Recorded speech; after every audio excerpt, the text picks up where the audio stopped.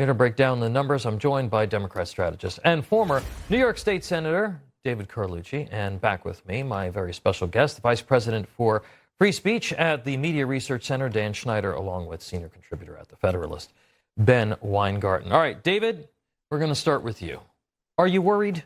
And I mean, and not about 2026, but about losing the party to socialists and people who just seem to be clearly out of touch with Americanism. Well, good to be with you this morning. And no, I'm not worried. First, I feel extremely bullish on the chances of retaking the House in 2026.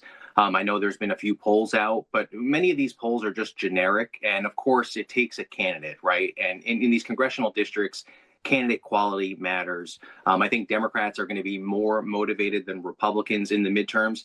And to your question about the Democratic Party, look, the Democratic Party is a big tent. And of course, you juxtapose that with what's happening in the Republican Party right now, and it's night and day.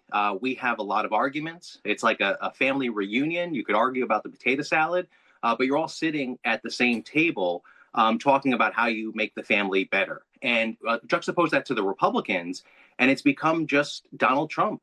Whatever Donald Trump wants or proclaims to be the pathway forward, that's where the entire party goes. And that can be powerful at times, but it's not a choice. And it's showing Republicans having to leave the party if they disagree with Donald Trump.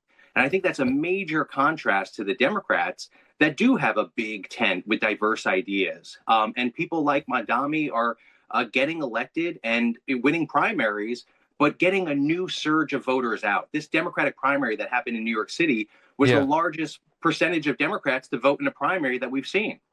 All right. So, Ben, let's talk about the potato salad here and the big tent. All right. So when asked about a guy who says he wants to globalize the intifada, and he also wants the government to take over grocery stores and housing. Pilot program. But you know where this is going. We've seen the pilot program in the Soviet Union. It didn't go so well. I mean, is this, they want to give cash to illegals.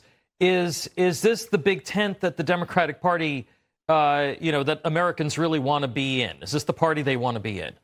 The Democrats, the Democrat establishment has embraced Mamdani, essentially. They are afraid to criticize him. Mm-hmm. And we saw this, by the way, this goes back to, I wrote a book about this 5 years ago on Ilhan Omar, about how the progressive Islamist wing of the Democrat Party was where the energy was and where the power was. And you saw it because the party leadership, Nancy Pelosi et al., closed ranks around her. Look at Joe Biden, a career moderate, maybe not a conviction in his body about anything ideological. And he was the most radically leftist president we have had probably since FDR, et cetera, LBJ. Mm-hmm. So the fact of the matter is, the leadership represents where the base is and where the energy is in the party. And where the money is in the party, and where the money is as well.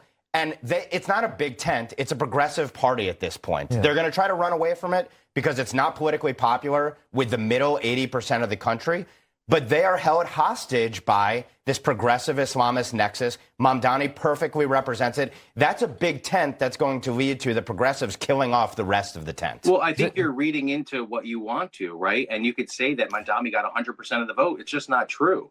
We had the largest turnout, well over 1 million people participate in the Democratic primary, a surge from 4 years ago. And Cuomo was a few points behind Mamdani and had many different ideas than he has. Yeah. So I think a lot of the things that he's talking about are some ideas that address affordability.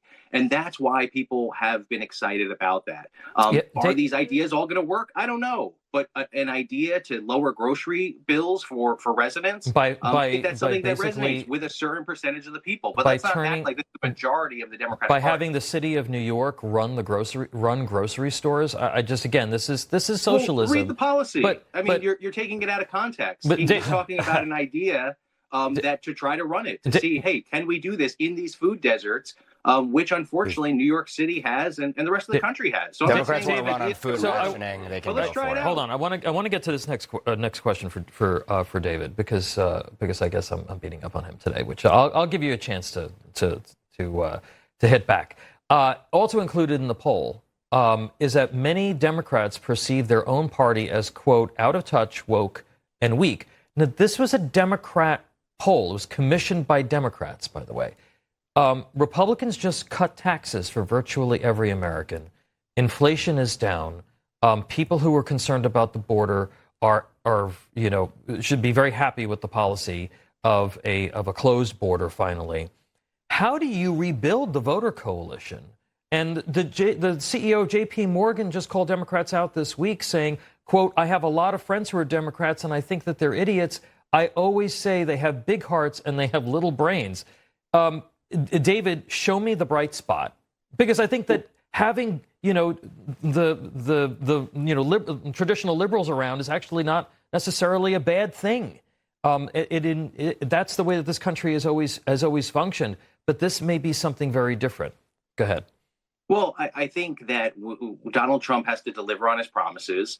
I know many people that watch this program might think that he has. I think a lot of people out there in the United States don't believe that the president has delivered yet. He's still got a lot of time on the clock, sure. But this idea of ending foreign conflicts, of bringing down prices, about not touching Medicaid or Medicare, obviously, that's not happening. All we have to do is go through the big, beautiful bill. Now, is that going to be relayed to residents? I think it is. By the time the midterms come around, people are going to start to feel this. They're going to recognize that food assistance is not available because SNAP has been cut. They're going to recognize that even if they are working and qualify for Medicaid, it's going to be harder to receive those benefits that they deserve and should be entitled to.